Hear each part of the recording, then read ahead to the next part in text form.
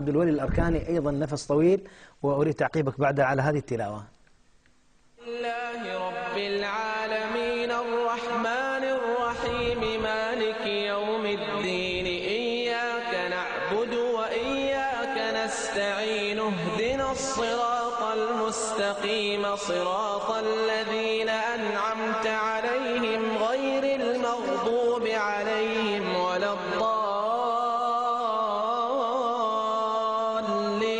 بسم الله الرحمن الرحيم ألف لام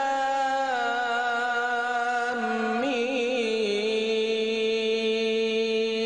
ذلك الكتاب لا ريب فيه هدى للمتقين الذين يؤمنون بالغيب ويقيمون الصلاة ومما رزقناهم ينفقون والذين يؤمنون بما أنزل إليك وما أنزل من قبلك وبالآخرة هم يوقنون أولئك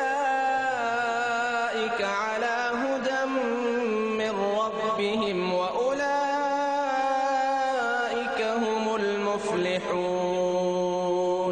شيخ معتصم، أشهد أن لا إله إلا الله. كم طول التلاوة؟ ما شاء الله تجاوز دقيقة وربع.